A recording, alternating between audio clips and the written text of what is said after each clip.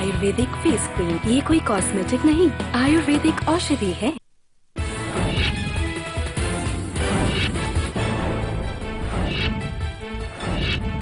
तबाही का जायजा लेने चेन्नई पहुंचे पीएम मोदी। 1000 करोड़ की मदद का ऐलान। अब तक 269 की मौत, 5000 लोगों को बचाया गया।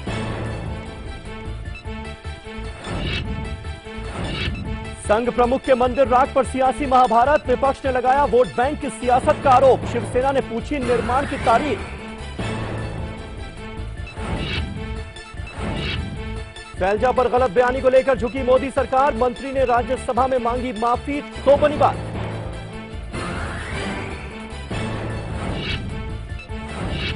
और वीके सिंह के आपत्तिजनक बयान पर राज्यसभा में हंगामा। कांग्रेस ने जमकर की नारेबाजी। वीके सिंह वापस जाओ के लगे नारे।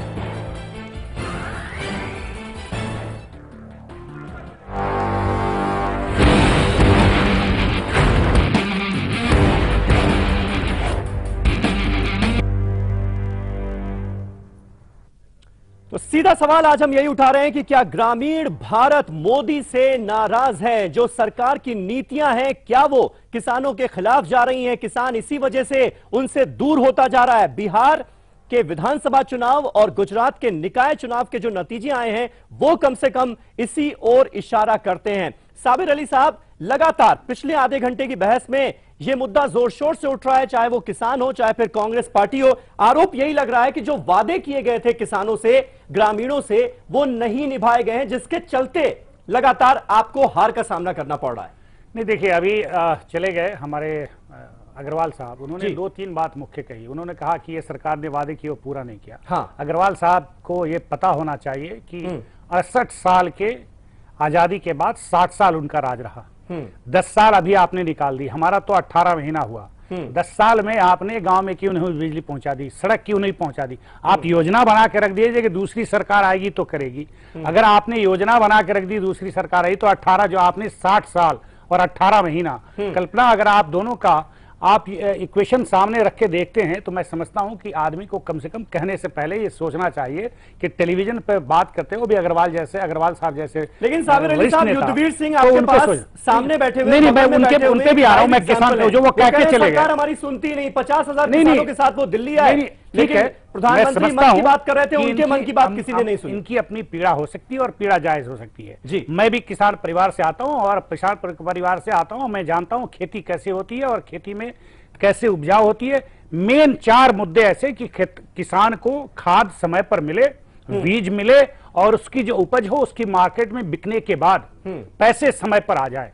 चाहे वो उपज गेहूं हो, धान हो, गन्ना हो, अरहर हो, जो कुछ भी हो उसका आ जाए। लेकिन खरीदारी की वहां बीज पहुंचाना और वहां खाद पहुंचाना ये केंद्र सरकार की जिम्मेदारी नहीं है। केंद्र सरकार दे देती है उस प्रदेश की सरकार को, उसकी जिम्मेदारी है उसका आवंटन करना, लोगों तक पहुंचा देना, चाहे बीज हो, खाद हो। उसके बाद जो फसल उपजती है उसका खरीदारी करना भी सरकार की जिम्मेदारी है। इसी 3 के बीच में मेन किसानों की परेशानी है। और डायरेक्ट इन्वॉल्वमेंट या कभी कहीं अकाल पड़ गया, सूखा हो गया तो केंद्र सरकार पैकेज देती है। रेट तय करने में अगर कहीं उसकी हिस्सेदारी भागीदारी है तो उसमें समझता हूं कि उस पीड़ा को हम समझ सकते हैं। अर्जुन, लेकिन क्या इस बात मैं से जिस प्रदेश से आता हूं, 1 साल पहले जो खरीदारी की गई है आज तक उसका भुगतान नहीं हो, बिहार सरकार ने क्यों नहीं किया?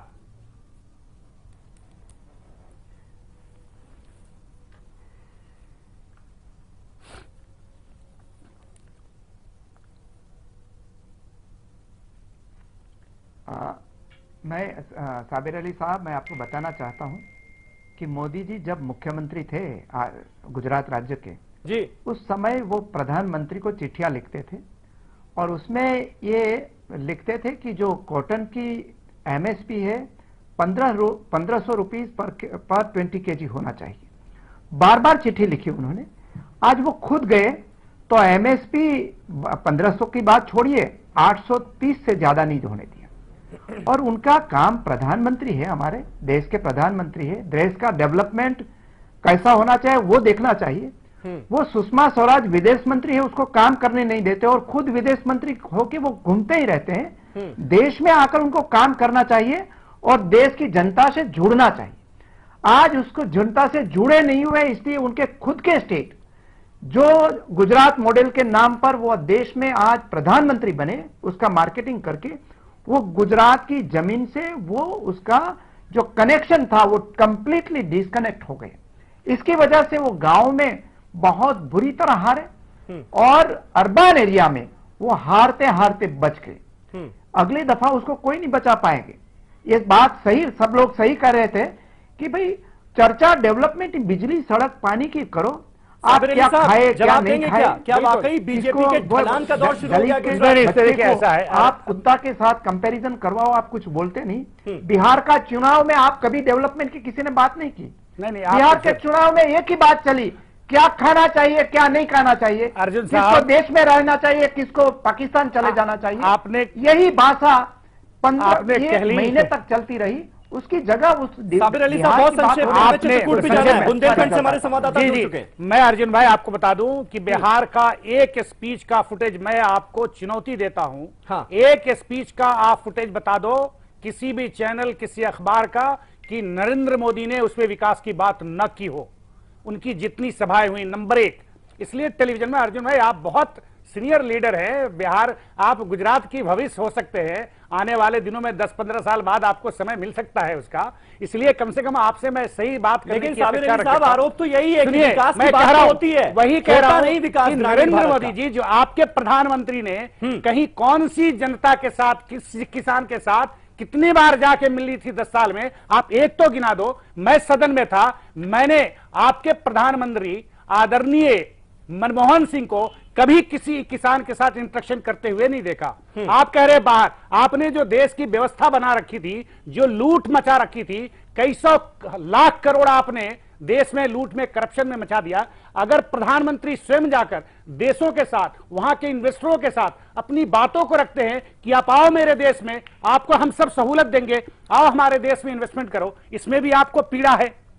कुल मिलाकर जो हालात हैं, जो अभी की आपने उजाला है, हम बताने का काम कर रहे हैं। नरेंद्र मोदी ने बताने का काम के लिए वैसे थे और अभी भी वैसे ही हैं। बहरहाल साबिर अली साहब, अर्जुन मोढवाडिया जी, इस वक्त हम सीधे रुख कर सकते हैं बुंदेलखंड का चित्रकूट से। हमारे साथ मौजूद हैं हमारे सहयोगी राघवेंद्र त्रिपाठी। अपने दर्शकों को बता दें कि राघवेंद्र पिछले कई दिनों से बुंदेलखंड के तमाम इलाकों का दौरा कर रहे हैं और किसानों का हाल जानने की कोशिश कर रहे हैं। वहां भयंकर सूखा है। राघवेंद्र, क्या किसानों के मन में, जो आम लोग हैं बुंदेलखंड के, उनके मन में इस बात की नाराजगी है क्या कि रूरल इंडिया जो है उसे इग्नोर किया जा रहा है?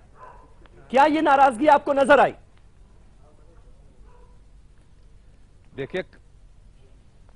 देखिए पूरे बुंदेलखंड में कहीं न कहीं किसान हताशा के दौर से गुजर रहा है, सूखे का सामना कर रहा है। नाराजगी है, नेताओं के प्रति नाराजगी है, लेकिन नरेंद्र मोदी से नाराजगी है, अखिलेश यादव से नाराजगी है, या बुंदेलखंड की जनता ही बताएगी, क्योंकि राम की कर्मभूमि है और यहां से हम सीधे जनता से जुड़ते हैं, इनसे बात करते हैं। आप बताइए, नरेंद्र मोदी से नाराजगी है या जनता क्यों नहीं उनको वोट करे? पंचायत चुनाव में हारे हैं, गुजरात में, बिहार में चुनाव हारे, इसमें आप क्या सोचते हैं?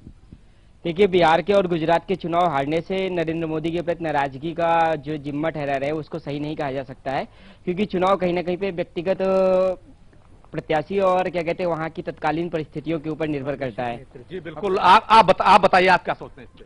नहीं, इसमें नरेंद्र मोदी जी को दोषी ठहराया जाए ये तो नहीं कहा जा सकता। नरेंद्र मोदी जी की लोकप्रियता रोज का रोज बढ़ रही है।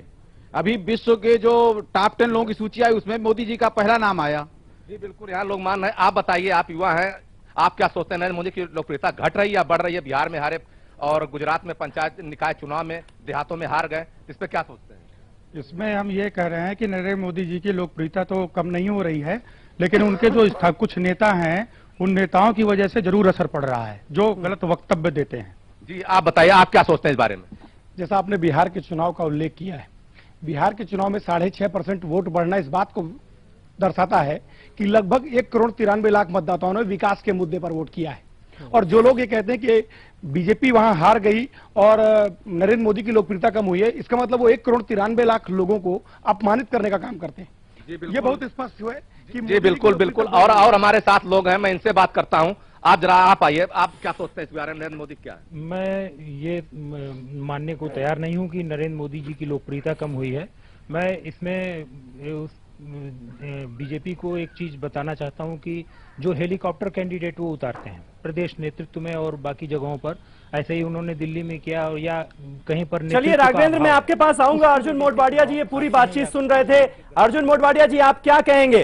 जो जनता है वो तो अभी भी ये कह रही है कि जो मोदी का जादू है वो सिर चढ़कर बोल रहा है, बातचीत से ऐसा लग रहा है। तो आपके लिए भी बहुत ज्यादा विन विन सिचुएशन नहीं है, बहुत ज्यादा खुश होने की जरूरत नहीं है। भले ही गुजरात में निकाय चुनाव में आपको कुछ फायदा हो गया हो, लेकिन विधानसभा चुनाव में ऐसा होगा नहीं, ऐसा लोग मान रहे हैं।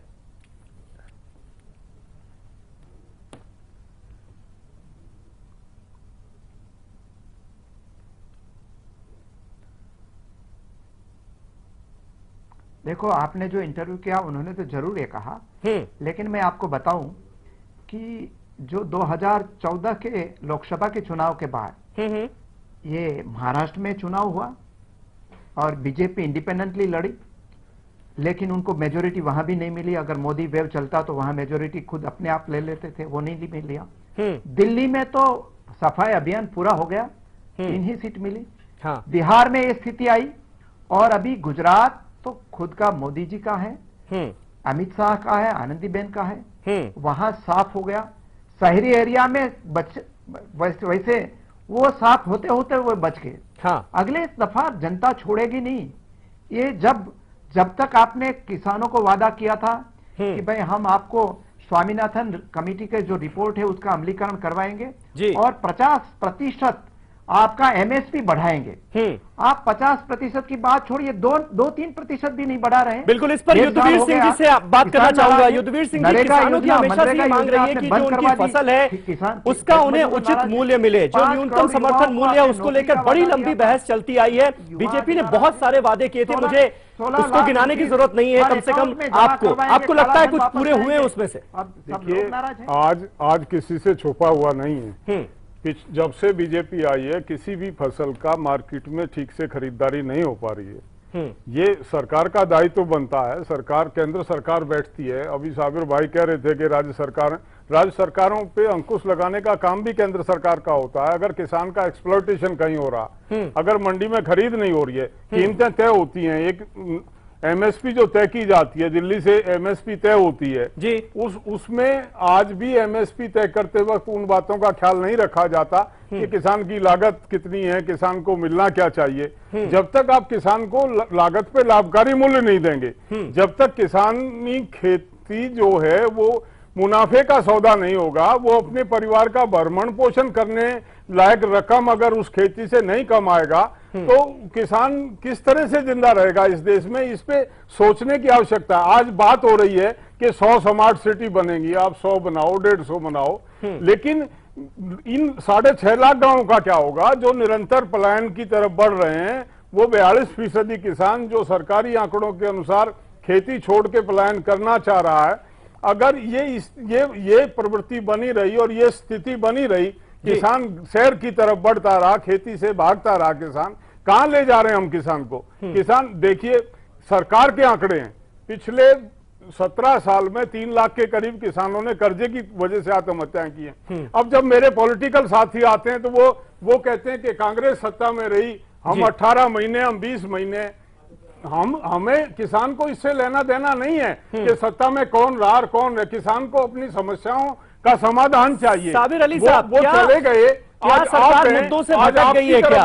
विदेश से इन्वेस्टमेंट लाने की बात होती है, 100 स्मार्ट सिटीज बनाने की बात होती है, लेकिन आपका किसान, भारत कहा जाता है गांवों में बसता है, 75% लोग गांवों में रहते हैं, लेकिन जो असल मुद्दे हैं ग्रामीण भारत के, उन्हीं की तरफ ध्यान नहीं दिया जा रहा। क्या ये स्थिति है क्या? देखिए, युद्धवीर जी की जो पीड़ा है वो पीड़ा जायज है, लेकिन एक बात मैं फिर दोहराना चाहता हूं कि कोई भी मूल्य किसान की 3 चीजों पे मेन आधार है। फिर मैं कहता हूं कि भाई उपज के बाद उसकी बिक्री, किसान उसी पे चाहे उपज जो भी हो, और उसकी खरीदारी का मूल्य तय करना वहां की स्टेट की, उस प्रदेश की सरकार की जिम्मेदारी है। जल्दी खरीदना और मूल्य निर्धारण भी उसका करना उसकी जिम्मेदारी है। इसमें सेंट्रल की कोई अमल दखल नहीं हो। संतोष जायसवाल जी, क्या इस बात को मानेंगे आप कि सेंटर का उतना दखल है नहीं? बात नरेंद्र मोदी से नाराजगी की जा रही है, लेकिन दरअसल जो राज्य सरकारें हैं वो ठीक ढंग से काम नहीं कर रही। ये साबिर अली साहब कह रहे हैं।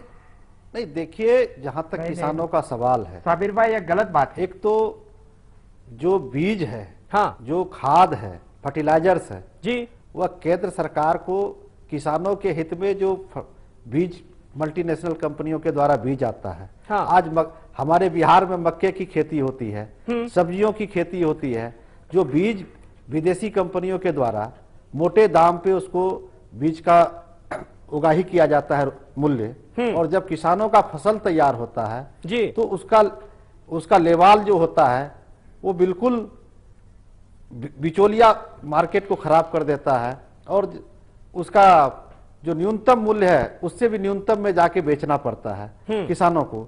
और जब किसानों के हाथ से हमारा सामान निकल जाता है, बिचौलिया के हाथ में जाता है, फिर वही बिचौलिया देश के बड़े उद्योगपतियों से मिलके उस अनाज का मूल्य दुगना तिगुना दामों पे बेचने का काम करता है, और किसान कहीं ना कहीं सफर होता है।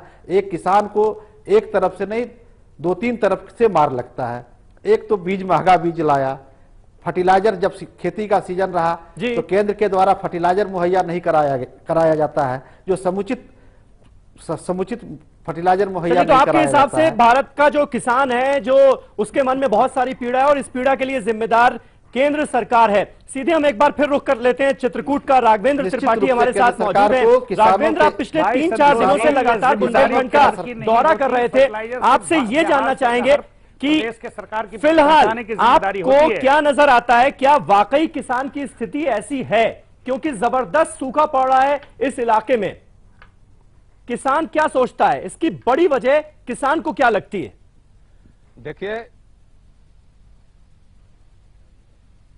देखिए उत्तर प्रदेश के खास तौर से बुंदेलखंड में किसान तो दाने दाने के मोहताज है। कई केंद्र खुले कि नहीं खुले, एमआरपी एमएसपी क्या है, इससे उन्हें कोई लेना देना नहीं है। उन्हें 2 जून का भोजन नहीं मिल रहा है। वो खेती कर रहे हैं, बीज डाल रहे हैं, 5 साल से कोई उपज नहीं हो रही है, दाने अंकुरित नहीं हो रहे हैं। वर्ल्ड बैंक परियोजना से 500 से अधिक नलकूप केवल हमीरपुर बांदा में लगे हैं, जिसमें 90% खराब है। 1000 का स्टार्टर खराब है तो एक फसल बीतने के बाद बदला जाता है। यह सरकारों की देन है, उत्तर प्रदेश या केंद्र सरकार की देन हो। लेकिन जो रही उत्तर प्रदेश सरकार, यहाँ बुंदेलखंड की स्थिति, तो किसान कहीं न कहीं दोनों सरकारों को दोषी मानते हैं। प्रदेश सरकार तमाम योजना चलाती है लेकिन किसानों तक नहीं पहुंचती है। लेकिन भला हो मिड डे मील का, कि बच्चों को एक टाइम का भोजन स्कूलों में मिल जा रहा है, उनको दाल रोटी मिल जा रही है, बाकी पूरा परिवार भूखे सोता है बुंदेलखंड में। मेरे साथ और लोग हैं, मैं इनसे बात करना चाहूंगा। क्या आप मानते हैं किसानों की स्थिति बुंदेलखंड में ठीक है? इसके लिए कौन जिम्मेदार है, केंद्र सरकार या राज्य सरकार? राज्य सरकार। केंद्र सरकार का मुद्दा नहीं है ये राज्य सरकार का है। यहाँ पे जितना भी रोजगार था बुंदेलखंड का, वो सब गायब हो गया। बांदा की कताई मिल गायब हो गई, बरगढ़ की ग्लास फैक्ट्री बंद हो गई, जो अन्य लगने थे वो आए नहीं, गैस प्लांट लगना था वो आया नहीं, पावर वाला लगना था वो आया नहीं, सब चले गए रायबरेली, जाने कहाँ, यहाँ कहाँ है। यहाँ बुंदेलखंड की बदहाली के लिए, जो किसानों की बदहाली है, जो दाने दाने मोहताज हैं, मर रहे हैं, आत्महत्या कर रहे हैं, हार्ट अटैक से मर रहे हैं, उसके लिए आप किसको जिम्मेदार मानते हैं? जी, मैं इसमें पूरी तरह से राज्य सरकार को इन्वॉल्व मानता हूं, क्योंकि केंद्र सरकार अपनी योजनाओं को राज्य सरकार तक पहुंचा देती है, लेकिन अब राज्य सरकार का ये काम है कि अन्य आम जनताओं के पास वो 5 चीज पहुंचाए, लेकिन राज्य सरकार कुछ नहीं कर रही है यहाँ पर। जी बिल्कुल, और मेरे साथ और साथी हैं, मैं इनको बुलाता हूँ, आगे आ जाए, थोड़ा बताएं आप बताएं किसको जिम्मेदार मानते हैं इस दुर्दशा के लिए, किसानों की जो दुर्दशा है इसके लिए? इसमें दोनों की गलती है। पैसा सही तरीके से आता नहीं है, और जो भेजना होता है उसमें भी कटौती करके भेजते हैं, वहां से यहाँ आता है तो यहाँ भी कटौती हो जाती है, और किसान भूखा मर रहा है। यहाँ पे तो हम लोग खड़े हैं, असली चीज तो देहात में है, वहां देखिए, वहां दर्द पता चलेगा।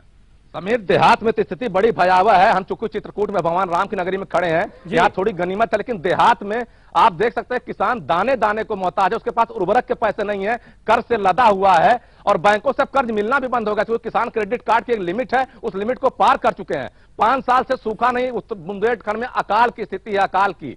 संयोग से पाटा डैम है जो चित्रकूट और कुछ इलाकों में पानी चला जा रहा है, बाकी जगह तो हैंडपंप पानी देना भी बंद कर दिए हैं। इंडिया मार्क का हैंडपंप लगाया गया और पानी नहीं देते हैं, तालाबों का पानी लोग पी रहे हैं, मवेशी छुट्टा छोड़ दिए गए हैं, उसे अन्ना प्रथा का नाम दे दिया गया है, चाहे जहां घूमे चाहे जिसकी फसल खाए, जो बचा सो खाए। तो बुंदेलखंड में किसान मर रहा है, बिल्कुल हालात यानी बद से बदतर होते जा रहे हैं बुंदेलखंड में, और इसकी तरफ सरकारें कब ध्यान देंगी, इस पर भी होगी हमारी नजर। युद्धवीर सिंह जी, लेकिन एक बात निकलकर यहां सामने आ रही है इस बातचीत में कि केंद्र सरकार से कहीं ज्यादा जिम्मेदारी राज्य सरकारों की है, वो जिम्मेदारी भी ठीक ढंग से नहीं निभाई जा रही, और हर चीज के लिए नरेंद्र मोदी को जिम्मेदार ठहरा दिया जा रहा है। देखिए, ये बहुत ही राजनीतिक जवाब है। जो इस तरह का जवाब दिया जाता है वो बिल्कुल राजनीति से प्रेरित है। केंद्र और राज्य के बीच में किसान को आपने डाल रखा है। आपको ऐसा लगता है कि राज्य सरकारें अपने ड्यूटी का निर्वाह ठीक से नहीं करती हैं, तो आपके पास है संविधान बनाने, आप ले लें, विड्रॉ कर लें। उसमें किसान का क्या दोष है? राज्य और सरकार के बीच में किसान क्यों पिसे? और मैं आपसे ये जानना चाहता हूं साबर अली साहब, आपकी राज्य सरकार, जहां आपकी पार्टी की राज्य सरकार है, क्या आपने वहां पे ये कमियां इनको दूर कर दिया? आप कह देना, केवल मात्र कह देना इस बात को। देखिए आज हमारी ये मांग है, आप योजनाएं चली, नरेगा है, फूड सिक्योरिटी है, आप किसान की मिनिमम आय सुनिश्चित क्यों नहीं करते? आप क्यों नहीं ये तय करते कि किसान को इतना पैसा मिलना चाहिए कि उसके परिवार का भरण पोषण हो सके, वो 2 जून की रोटी खा सके? आपके कोई ऐसी मुश्किल नहीं है, इनके पास होल्डिंग है, सब कुछ पूरा रिकॉर्ड हमारा लिखा हुआ है। जब पता है किसान आज खेती घाटे में जा रही है, सरकार ने जो अनेक योजनाएं चला के सरकार सब्सिडाइज करती है, सरकार फाइनेंशियल असिस्टेंस देती है, दुनिया भर की योजनाएं बनती हैं, किसान के लिए एक मिनिमम आय उसकी सुनिश्चित की जाए, उतना पैसा उसे निश्चित तौर पे मिले। केंद्र सरकार को कौन रोक रहा है ये करने के लिए? ये और भी योजनाएं आई हैं, वो योजना आ सकती है। ये तो कहने की सारी बातें हैं। हमारा सरकार से ये पीड़ा, सरकार आते ही सरकार ने टारगेट बनाया, हमने दुनिया भर के निवेदन किए सरकार से, केवल मात्र के भूमि अधिग्रहण अधिनियम में संशोधन करके इंडस्ट्री को किसान की सस्ती जमीन कैसे दी जाए उसका प्रबंध किया जाए। 3 दफे सरकार उस ऑर्डिनेंस को लेके आई। हिंदुस्तान के इतिहास में एक विषय को लेके 3 ऑर्डिनेंस कभी नहीं आए इतने कम समय में। और उसमें ये आरोप पहले भी लगा है और अब भी लग रहा है कि क्या ये क्या समझ रहे हैं किसान को? किसानों की हम इंडस्ट्री का चारा नहीं है, ये आरोप कौन लग रहा है? इंडस्ट्री के सामने डाल दिया जाए, वो हमारी जमीन को लूट ले, लगाए इंडस्ट्री जिसको लगानी है, वो उसके मार्केट में बात करे। जब हमको मालिक बताया जाता है, आने दो उसको, नेगोशिएशन करे, बात करे, आप एक प्लानिंग दें उसको, लेकिन उठा के नहीं, डंडा है हमारे हाथ में और हम देखेंगे किसान सस्ती जमीन देगा कैसे नहीं। हम कानून हम बनाते हैं। साबिर अली साहब, ये जो टैग जुड़ गया है कि अर्बन इंडिया जो है वो बीजेपी के साथ है, जो उद्योगपतियों की सरकार है नरेंद्र मोदी की सरकार, इस टैग को कैसे हटाएंगे आप? कैसे ये भरोसा दिलाएंगे किसान को, ग्रामीण भारत को कि आप उसके साथ? इसका पुरजोर खंडन करता हूं कि कोई बात अधूरी नहीं हो। युद्धवीर जी, आप किसान हैं, किसान के नेता हैं, मैं आपका सम्मान करता हूं, लेकिन अभी आप जो बहस में आपने लेके आ गया लैंड एक्विजिशन बिल, आपको पता होना चाहिए कि लैंड एक्विजिशन बिल में इसको राजनीतिक करके और गलत प्रचार और दुष्प्रचार किया गया। जो जमीन की कीमत थे उससे 4 गुना ज्यादा सरकार निर्धारित कर रही थी। नंबर एक, उस पर किसी तरह का कंपल्शन नहीं था। नंबर 2, अगर जहां भी फैक्ट्री, सुन लीजिए, आपने बोला, मैं बोला, आप यहां बगल में बैठे, आप बोल रहे थे, मैं बोला क्या? बोले तो हमको बोलने दीजिए, आपने बोला उसका जवाब देने दीजिए। जहां फैक्ट्रियां लगती हैं, जहां लगाई जाएगी, किसी अगर कोई सरकार आती है तो उस सरकार के बैठे हुए मंत्री या उसके एमपीज या उसके लोग ऐसा नहीं जाके फैक्ट्री लगाए। फैक्ट्री लगाने के लिए पूरी मशीनरीज और पूरी चीजों को ओपन रखा जाता है। जो भी आएगा वो अपनी उस प्रक्रिया में जाकर वहां फैक्ट्री लगाएगी, लोगों को रोजगार मिलना, लोगों के पास मैसेज जाना। ऐसा कोई कानून नहीं था कि जबरदस्ती आपके कंधे पर तलवार रखे, अगर आप जमीन नहीं देना चाहते हैं तो जमीन ले लीजिए, ऐसा कानून नहीं था। ऐसा दुष्प्रचार पहले भी किया गया और ऐसा दुष्प्रचार चूंकि वो लैंड भी चला गया। सरकार की बाध्यता थी, इस सरकार की बाध्यता थी इस देश के हर व्यक्ति को तरक्की में शामिल करना, उसका वो एक कड़ी था। और मैं समझता हूं और आज भी कहता हूं कि वो बिल सबसे बेहतरीन था। इस देश में उतना बेहतरीन लैंड एक्विजिशन बिल कभी नहीं आया था, भले वो नहीं चला। मैं एक मिनट राजनीति अगर बैठ के आप सबसे पहले साबिर अली जी मैं आपको बता दूं, मैं चैलेंज करता हूं। हाँ, उसमें कहीं ये नहीं था कि किसान को 4 गुना कीमत मिलेगी। उसमें बड़ा स्पष्ट लिखा था कि अप टू 4 टाइम, अब एक उसमें स्लाइडिंग स्केल था और अप टू 4 टाइम की बात की गई थी। और उस फार्मूले को आप उठा के देखें, अगर आप किसी किसान को 2 गुना भी दे जाए, 4 गुना की बात छोड़ो, उस फार्मूले को अप्लाई करके देखें आप, तो मैं ये छोड़ दूंगा बहस। आज के बाद में किसी टेलीविजन 4 टाइम्स का क्या मतलब है, आप ही बता दीजिए ना। उसमें स्लाइडिंग स्केल था कि 5 किलोमीटर तक, अर्बन एरिया के 5 किलोमीटर तक 120 मिलेगा सर्कल रेट का, 5 से 15 तक 140 मिलेगा, 15 से 25 तक 160 मिलेगा और 45 किलोमीटर से ऊपर 4 गुना मिलेगा। वो स्लाइडिंग स्केल था, उसमें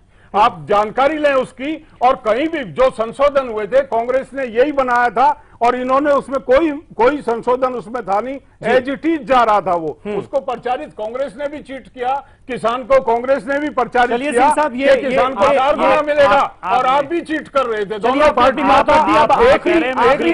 चुकी है बहस। अर्जुन मोटवाडिया जी, आपसे यहाँ पर जानना चाहेंगे, आखिर में आपके हिसाब से ग्रामीण भारत ने क्यों छोड़ा नरेंद्र मोदी का साथ, क्यों छोड़ा बीजेपी का साथ, आपको क्या लगता है? उसके बाद जवाब लूंगा आखिरी साबिर अली साहब से। मोटवाडिया जी, मैं बता रहा हूँ, साबित होता है अप टू 4 टाइम्स जी जी।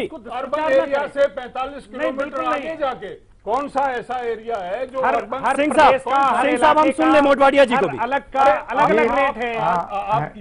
लैंड एक्विजिशन बिल है जी, वो राहुल गांधी के इंसिस्टेंस पे आया और सारे देश के किसानों ने उसका स्वागत भी किया। मोटवाडिया जी को सुन लीजिए। सारे देश के किसानों ने कांग्रेस का जो बिल था उसका स्वागत किया था, सभी पार्टियों ने स्वागत किया था।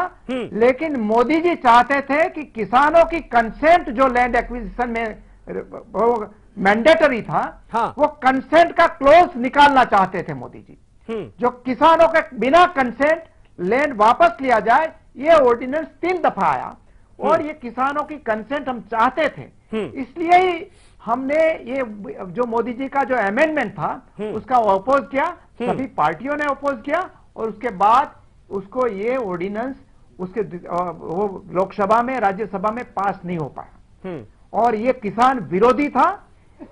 मनरेगा योजना जो आज थे, नरेगा योजना जो खेत मजदूरों के लिए थी, जितना वो भी उन्होंने बंद करके रखा है। वो भी फूड सिक्योरिटी एक्ट जो कांग्रेस लाई थी, वो फूड सिक्योरिटी एक्ट का भी आज आधे देश में वो आज इंप्लीमेंट नहीं हो रहा है।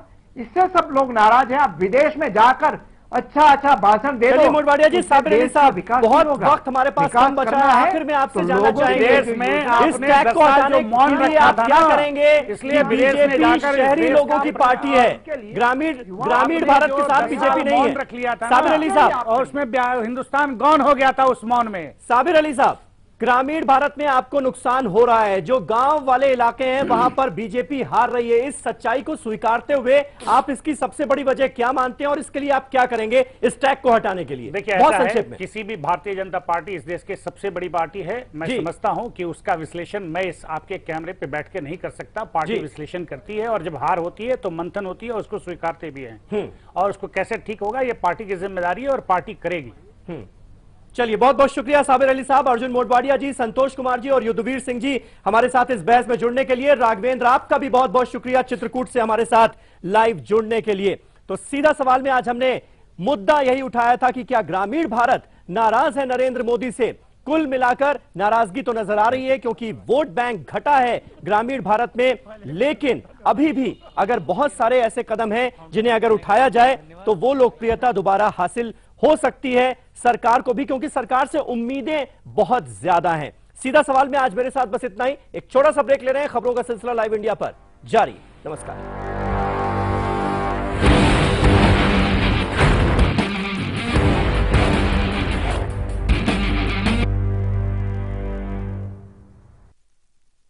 रूप मंत्रा आयुर्वेदिक फेस क्रीम, ये कोई कॉस्मेटिक नहीं, आयुर्वेदिक औषधि है। मैं अमिताभ बच्चन आज आपके सामने वो कहने जा रहा हूं जो मैंने पहले कभी नहीं कहा। मैं एक रोगी हूं, हेपेटाइटिस बी का रोगी। 1982 में कुली फिल्म की शूटिंग के दौरान मेरे साथ एक दुर्घटना हुई। ऑपरेशन करवाना पड़ा और मेरे शरीर में 60 बोतल खून चढ़ा गया। खून का कोई एक सैंपल हेपेटाइटिस बी इन्फेक्टेड था जो मेरे लिवर तक पहुंच गया। कई सालों बाद आम जांच के दौरान जब इसका पता चला तो मुझे यह भी पता चला कि मेरा 1/4 लिवर ही बचा हुआ है। लेकिन सही इलाज के बाद आज मैं आपके सामने खड़ा हूं और काम कर रहा हूं। हेपेटाइटिस बी से बचने का पहला उपाय है शिशु के जन्म पर पहला टीका लगवाएं और पहले साल में 3 और नियमित टीके लगवाएं। ये आपका पहला कदम होना चाहिए। मुफ्त टीकाकरण के लिए अपने पास के स्वास्थ्य केंद्र जाएं और पूरी जानकारी लें। देखिए, ये जो हेपेटाइटिस बी है, इससे हम डरेंगे नहीं, लड़ेंगे। Roop Mantra Ayurvedic face cream and face wash. इसमें है 12 खास आयुर्वेदिक जड़ी बूटियों का संतुलित मिश्रण। ये कोई कॉस्मेटिक नहीं, आयुर्वेदिक औषधि है। खबरों के ताने बाने से दिन भर की चुनी हुई 50 खबरें, हर वो खबर जो सीधे जुड़ी है आपसे। देखिए हमारे साथ लाइव 50 मिनट।